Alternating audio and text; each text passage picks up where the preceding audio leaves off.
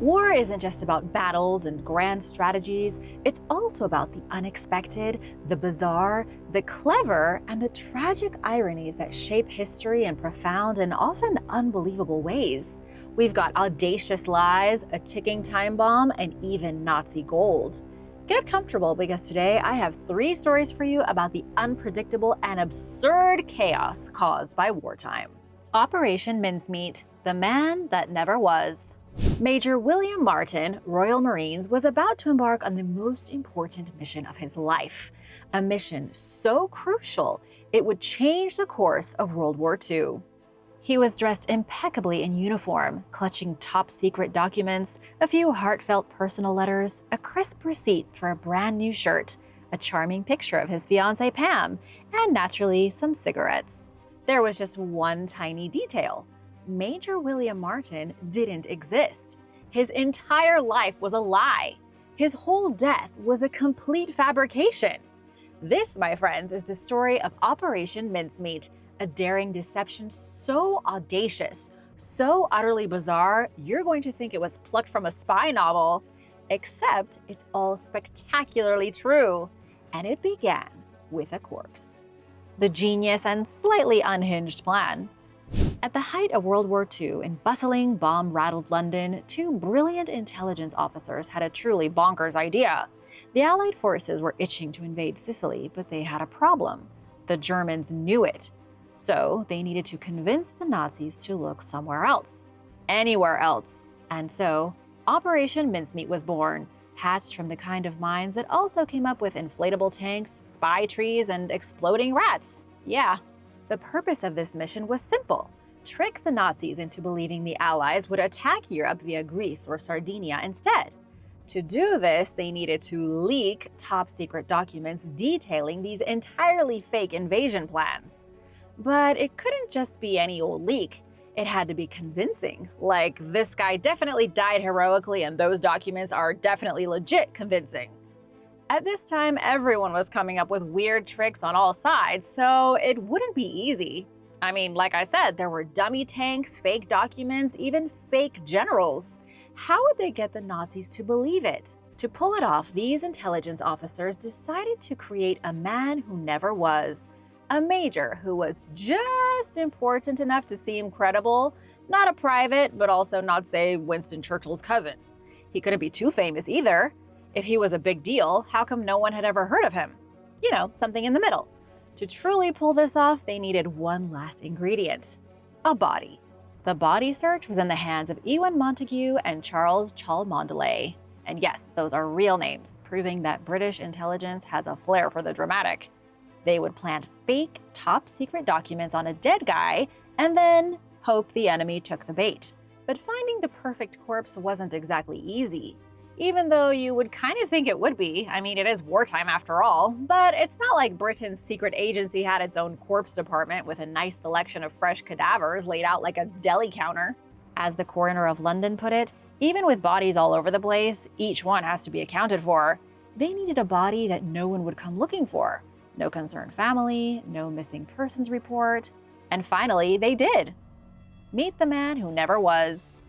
On January 28, 1943, the coroner finally contacted Montague with a breakthrough.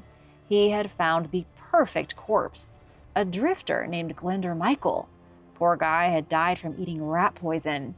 He was perfect. Michael was about to embark on the most important mission of his death. This guy was about to become one of the most crucial figures in World War II without ever knowing it. Glamorous? No, but war never is.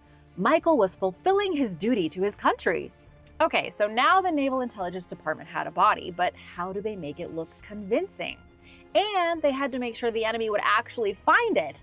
Remember, the whole point of this thing is to get fake, top-secret documents into enemy hands. Slowly, they created Major Martin. He needed a real ID. He had to look the part, and he needed some sort of a life. What if the Nazis looked into him? Even today, spies have a fake Facebook profile and an Instagram. You can't be a total ghost. That's suspicious. They made ID cards, which Montague then carried in his pockets for weeks to give them that authentic, I've been in a uniform pocket worn out look. Meanwhile, Cholmondeley wore the actual uniform nonstop for weeks so it wouldn't look new. See, it's all in the details if you're going to lie. Pay attention. They invented an entire backstory for Major Martin. Love letters from his fiancée Pam, letters from his father, bank statements, theater ticket stubs, and even a bill for an engagement ring. But won't the ink fade in water? They thought of that too. They made everything with ink that wouldn't disappear too fast in the sea. His pockets were then stuffed with fake documents emphatically stating that the Allies were 100% not planning to invade Sicily. That would be just too obvious. No. The invasion was definitely, absolutely, unequivocally aimed at Greece and Sardinia. Promise. Send all your defenses elsewhere. The grand voyage of a dead guy. With our meticulously dressed, briefcase-clutching deceased Major Martin ready for his big debut, the next step was transport. And here's where things get even trickier. Where do you send a washed-up corpse to ensure it ends up in the right enemy-sympathizing hands? The answer was Spain. Spain was chosen as the dumping ground because, despite being officially neutral, Spain was basically a revolving door for Allied secrets heading straight to the Nazis. Now, you might be surprised to hear that planting false documents on a corpse wasn't even a new idea. This was actually a known strategy. This whole thing even had a name for it, the haversack ruse. The British had been using it since World War I quite successfully. In 1942, the year before, they had misled the Germans in Egypt by using a dead body in a blown-up scout car with a fake minefield map. The Germans followed the map right into soft, sandy areas where their tanks got delightfully stuck. But most importantly for this story, a British plane flying to Gibraltar had crashed in Cádiz, Spain. All aboard were killed, including a man carrying top-secret documents. Those documents somehow quickly made it into German hands. Aha! The British realized information that got to Spain was going straight to German intelligence. And so the perfect place for Operation Mincemeat was Spain. The British knew that if the Spanish authorities found Major Martin, his documents would almost certainly enjoy a little sightseeing tour before landing squarely in the laps of German officials. And that, my dear viewers, is exactly what happened. Mission accomplished.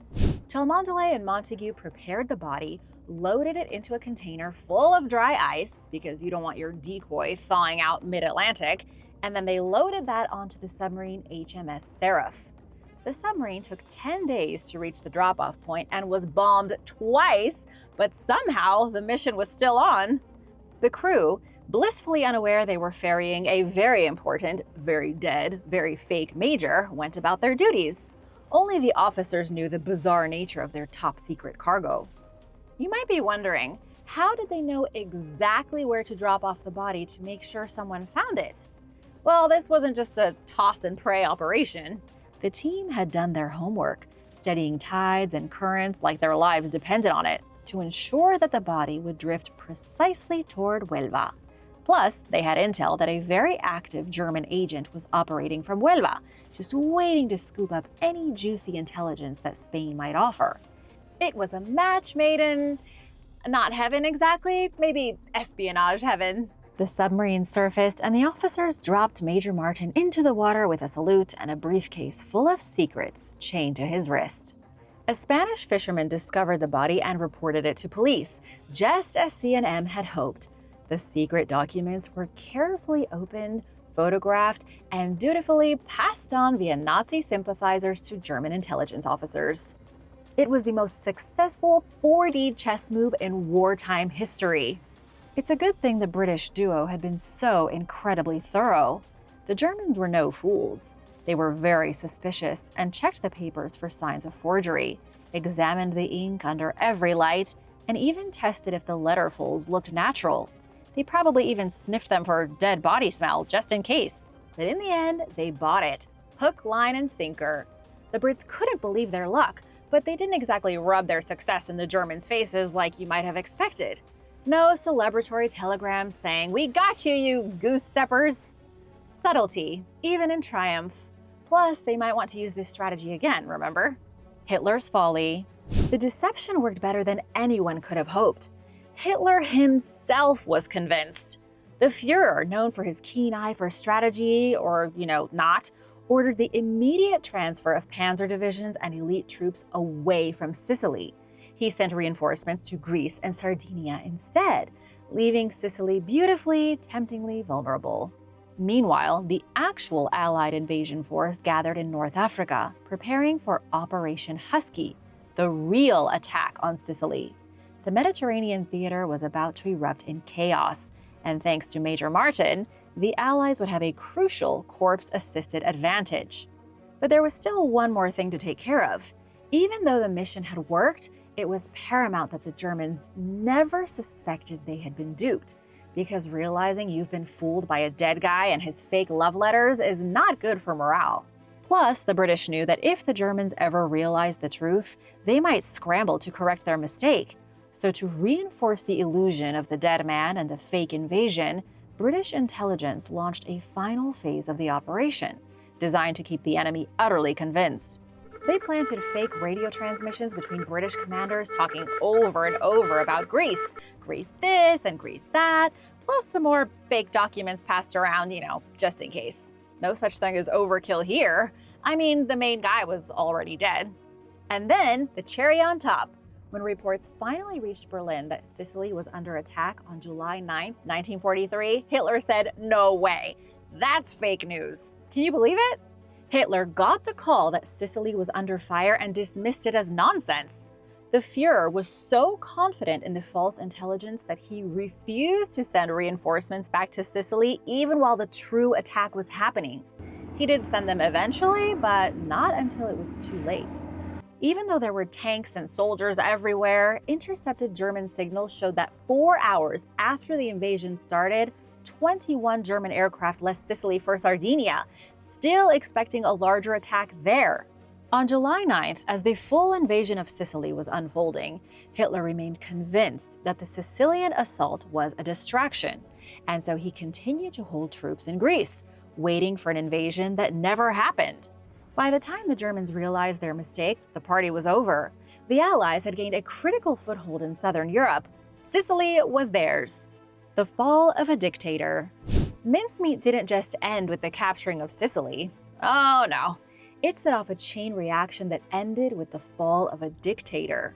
On July 25, 1943, the Italian Grand Council of Fascism voted to strip Benito Mussolini, the Italian dictator and Hitler's most enthusiastic simp, of his power. Total control of the Italian armed forces was handed to King Victor Emmanuel III, who probably breathed a sigh of relief. The very next day, Mussolini was dismissed as prime minister and arrested. A new Italian government swiftly took power and began secret negotiations with the Allies. Sicily fell completely on August 17, 1943. These days, historians debate the exact role that Operation Mincemeat played in the success of the Sicilian campaign. They say that Hitler never trusted the Italians, so he kind of miscalculated there. Operation Mincemeat was maybe the most successful single deception operation of the entire war, but Hitler was also unhealthily obsessed with the Balkans, and there was other stuff going on. Basically, Hitler was really bad at decisions, and it cost him the war, thank goodness. In any case, the results of Operation Mincemeat spoke for themselves. The British had anticipated 10,000 casualties and suffered only a fraction of that number. The Royal Navy expected to lose 300 ships, but only 12 were sunk. The predicted 90-day campaign was over in just 38 days. Sometimes all it takes is a dead guy in a uniform to save thousands of lives. But most important, the success of the invasion forced Hitler to go on defense. He was pushed back on his heels, probably feeling cornered and quite annoyed. This whole thing led to a domino effect. Because of this whole thing, Hitler suspended the massive Kursk offensive in the Eastern Front against the Red Army because he still believed the Allies were coming to Greece. And then the Soviets gained the advantage. He made a monumental mistake from which he would never recover. This was truly the point of no return. The fall of Mussolini was the first domino in the inevitable collapse of the Third Reich. The aftermath. So, what happened to the masterminds behind Operation Mincemeat, Montague, and Cholmondeley? They were quietly recognized for their brilliant, if unconventional, contributions. Their story remained highly classified for years, so they couldn't really talk about it. Then, in 1950, something weird happened. A former British cabinet minister named Duff Cooper wrote a novel titled Operation Heartbreak. And wouldn't you know it, his book bore a striking resemblance to the actual events of Operation Mincemeat. He had basically used the real, top-secret plot for his fictional novel. British intelligence, realizing they needed to control the narrative and probably prevent any more accidental leaks, encouraged Montagu to write the official version. Over a single weekend, Montagu, probably fueled by copious amounts of tea and sheer adrenaline, produced The Man Who Never Was. It became a bestseller and inspired a classic 1956 film. And if you're looking for something more recent, there's also the movie Operation Mincemeat that came out in 2021, starring Colin Firth, because who better to play a British intelligence officer than Colin Firth? The real-life identity of Major William Martin remained a mystery until 1997, when the Commonwealth War Graves Commission officially acknowledged Glyndwr Michael as the man behind the deception. Today, the drifter's grave in Huelva, Spain remains a monument to one of World War II's most audacious, bizarre, and astonishingly successful espionage operations. A man who never existed, whose death was a lie, helped change the world. Sometimes the truth truly is stranger than fiction. The Halifax Explosion. December 6, 1917. The world was tearing itself apart. The Great War was raging, but there was nothing great about it. It was a machine of death, fueled by new, horrifying technologies the world had never seen before. Weapons were being churned out, submarines lurked beneath the waves, planes buzzed overhead, and on the ground, men choked on poison gas in muddy trenches, tangled in miles of barbed wire. On the other side of the world, the quiet Canadian port of Halifax, Nova Scotia suddenly found itself playing a crucial role in the Allied war effort. Why Halifax? Because its deep-water harbor was conveniently ice-free year-round. It was basically the VIP lounge for naval operations and shipping. Warships would gather here to babysit merchant ships, ferry troops, supplies, and enough munitions to fly to the moon and then back again. Protecting these floating treasure chests of violence from German U-boats was, shall we say, a top priority. Naval forces were busy playing whack-a-mole with German submarines. After all, you would think they would be the biggest threat. But on that fateful morning of December 6th, the largest man-made bomb ever conceived was slowly sailing into port. Yes, you heard that right. Not out of port, not away from civilization, but right into a bustling city. And surprise, this wasn't a German plot. This was just fate having a particularly dark sense of humor. This day would unleash a catastrophe unlike anything the world had ever seen. The largest man-made explosion in history up to that point. This, my friends, is the utterly unbelievable story of how a simple ship collision led to an apocalyptic-level disaster. Our main characters in this maritime tragedy are two ships, brought together by some very dark forces. The French cargo vessel SS Mont Blanc and the Norwegian vessel the SS Imo. The Mont Blanc was basically a floating bomb. A really, really big one. She was packed with a horrifying cocktail of high explosives. We're talking tons of TNT, picric acid, which by the way is even nastier than TNT, gun cotton, and as a final horrifying touch, barrels of benzol, a highly flammable fuel. Her mission? To transport this volatile smoothie of destruction from New York to France, with a very brief stop in Halifax. This tired, gigantic steamer was basically the grumpy old man of the seas, built in 1899, run down, and chugging along at a leisurely 7 knots, so about 9 miles an hour. You know, the kind of speed that makes you wonder if it's actually moving or just really aggressively parked. On this particular trip to New York, the crew started noticing some unusual changes. They docked in a different spot than usual, and suddenly police officers were guarding the ship. The crew started to get a little antsy. All these changes could only mean one thing. Something seriously dangerous was about to come on board. Their fears were confirmed when they saw the cargo. 62 tons of gun cotton, 250 tons of TNT, a classic, and a whopping 2,366 tons of picric acid. which sounds like something you would find in a science lab, and trust me, it's bad. At this time, picric acid was the lesser known, but even more volatile cousin in the high explosive family. Once fully loaded, the Mont Blanc was essentially a 3-kiloton TNT party on the water. Then, at the absolute last minute, the French government decided to add 494 barrels of benzol. Benzol was a newly created coal tar product, mostly used for fuel, and it was highly flammable. The crew, already nervous and chewing their nails down to the quick, packed it all up, fastened everything down tight, and headed for Halifax. What could possibly go wrong? Turns out, a lot.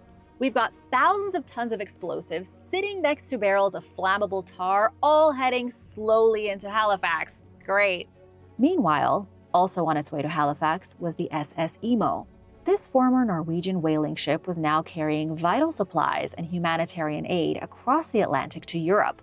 She was also quite old and past her prime, 430 feet long, traveling at about 12 knots, or around 14 miles per hour.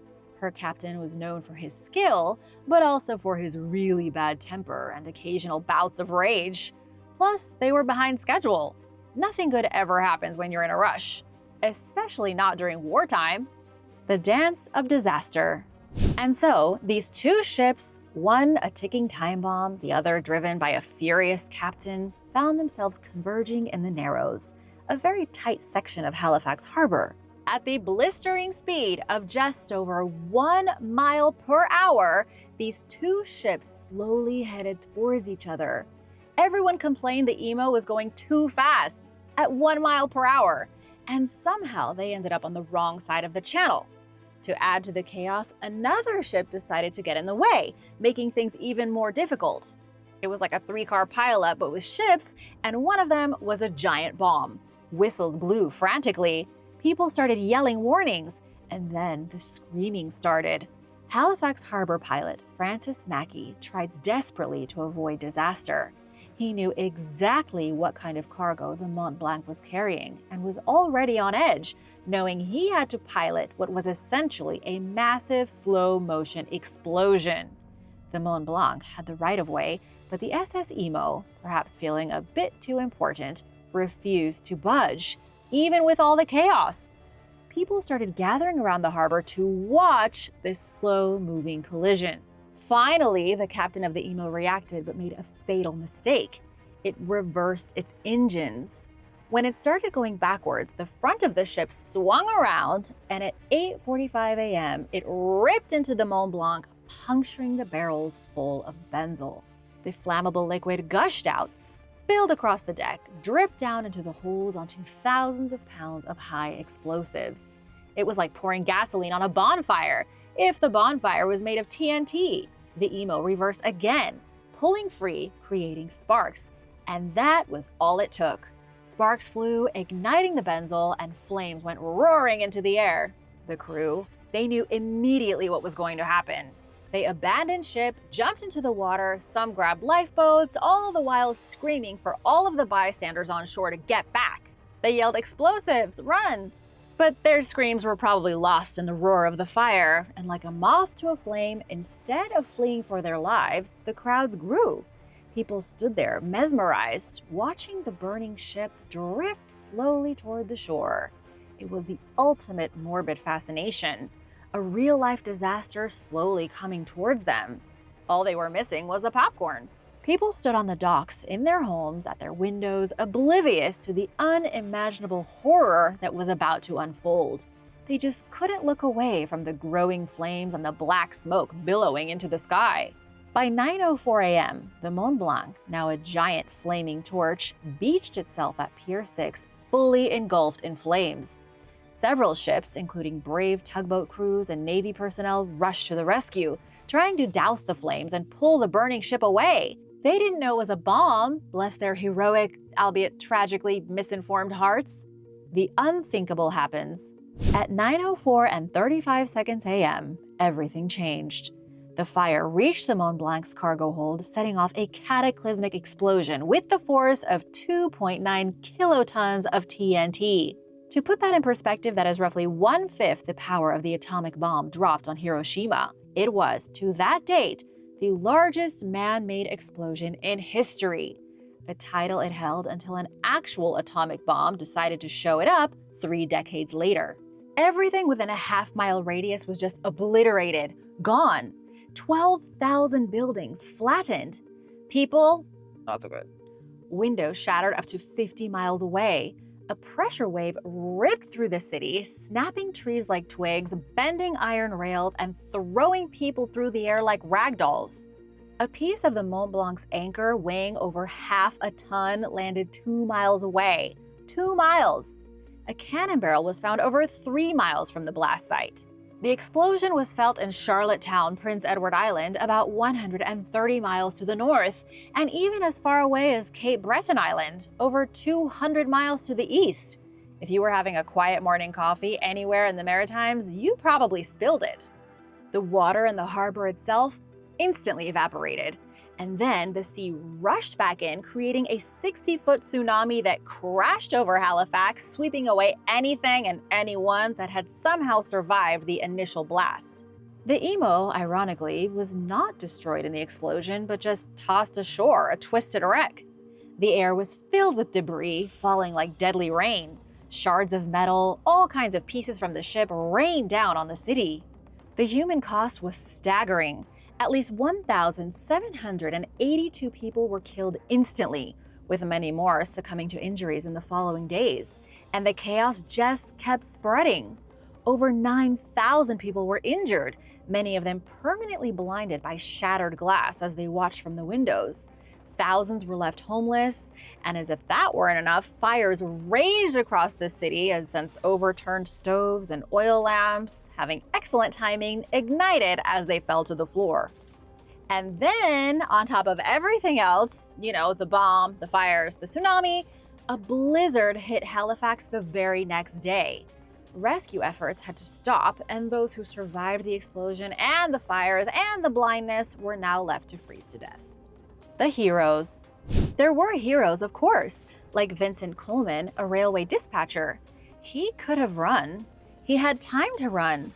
But instead of saving himself, he chose to stay at his post. Why?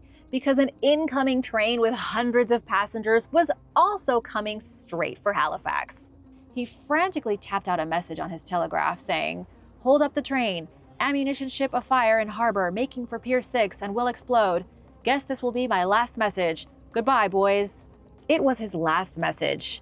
Again, he could have run and saved himself, but he stayed, delivered that message, and the train stopped just in time. Coleman gave his life and saved hundreds of people. He has gone down in history as one of Canada's truly courageous heroes. The aftermath. At first, people understandably thought this disaster was some sort of attack by the Germans. The captain of the Mont Blanc somehow survived and was charged with manslaughter because, carrying a giant bomb into a city generally isn't great for your legal record. But as emotions cooled, it became clear that both ships had made critical mistakes. The Emo was going too fast and on the wrong side of the channel, while the Mont Blanc, well, it failed to clearly signal its deadly cargo. Warning, contains enough explosives to level a city might have been a good addition to its manifest. For a while, Halifax was chaos. Hospitals were overwhelmed, doctors and nurses poured in from across Canada and the United States working round the clock.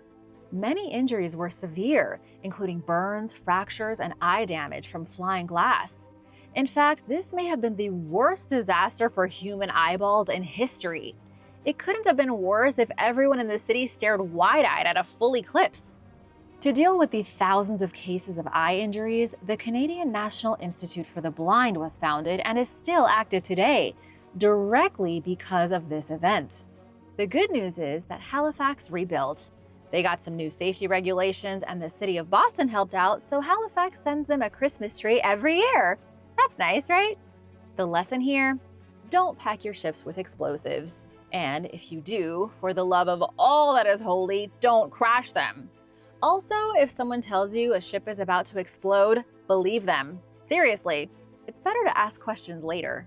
The mystery of Rommel's gold, history's most expensive ghost story. Forget Indiana Jones. Imagine $20 million in Nazi gold lost for 80 years, hidden somewhere off the coast of a picturesque island. This isn't just a legend, it is the real-life mystery of Rommel's gold, and the hunt is still on.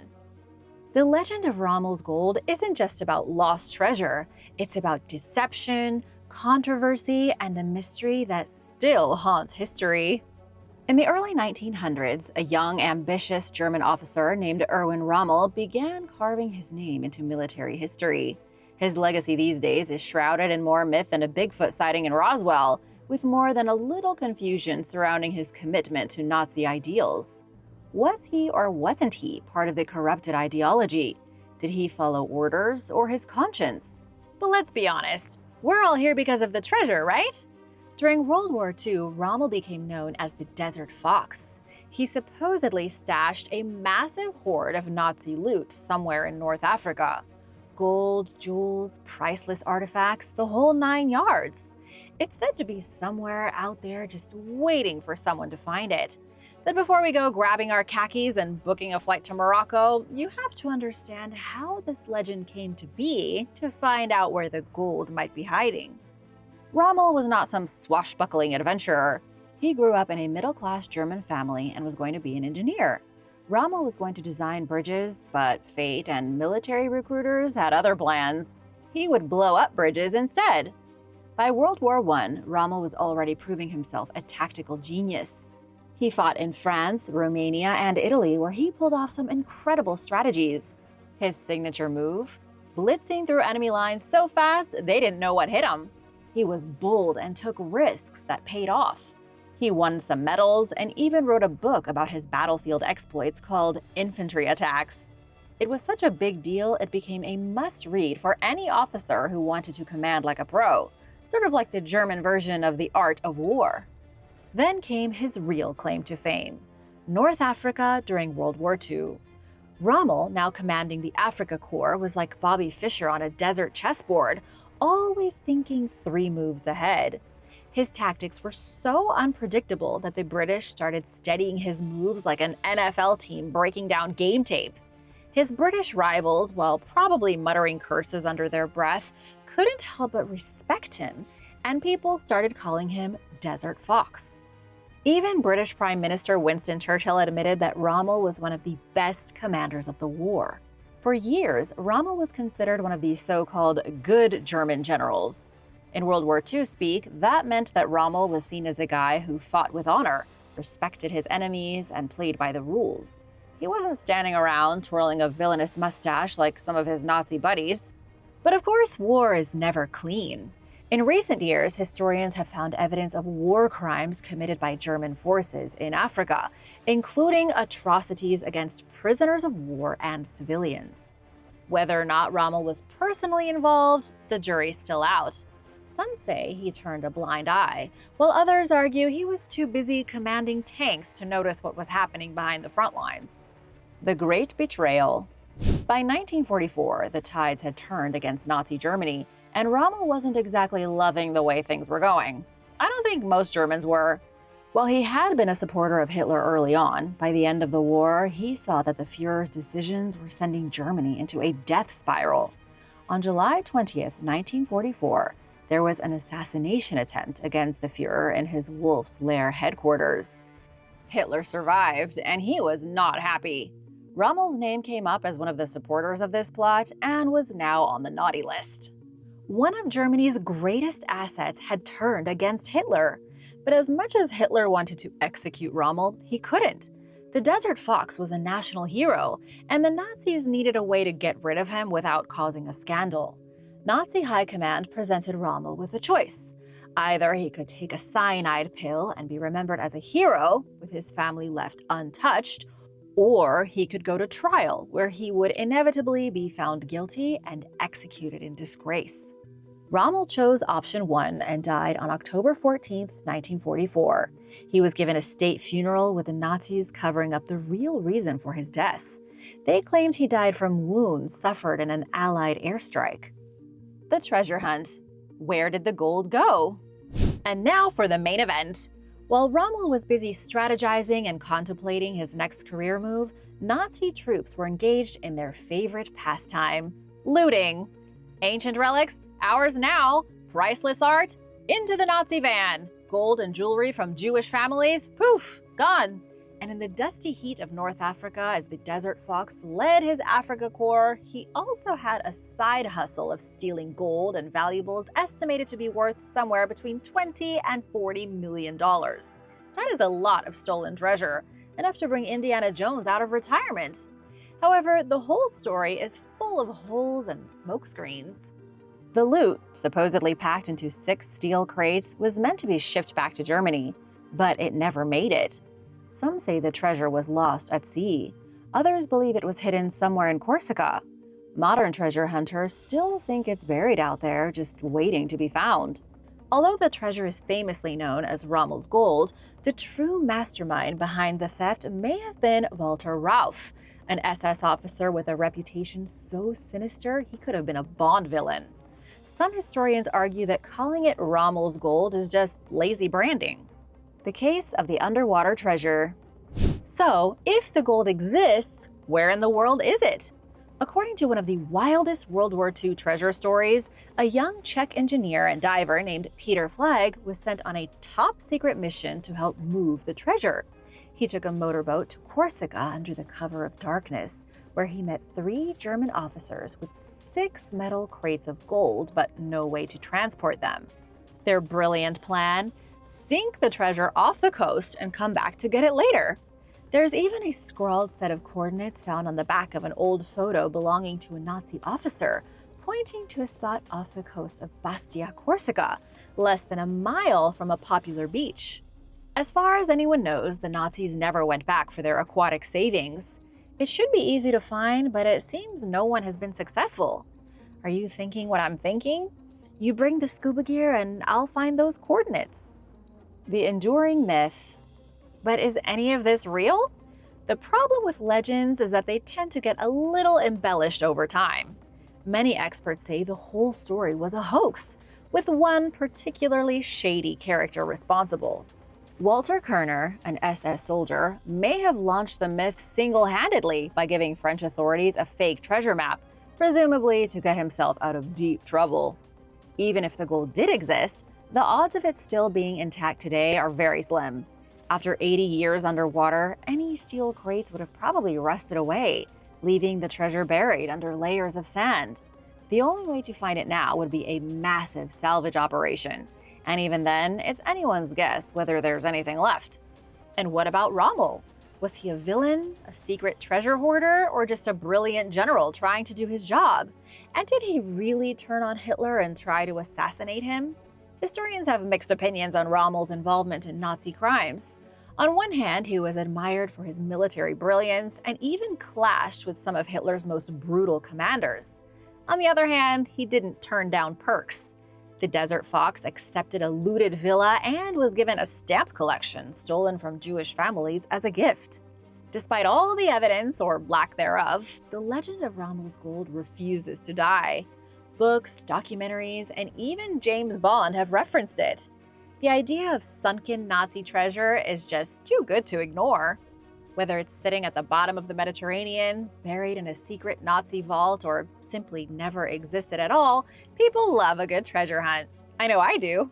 Thanks for watching. Let me know what other historical event you'd like to hear about next in the comments. And be sure to hit that subscribe button, and I'll see you tomorrow. Bye!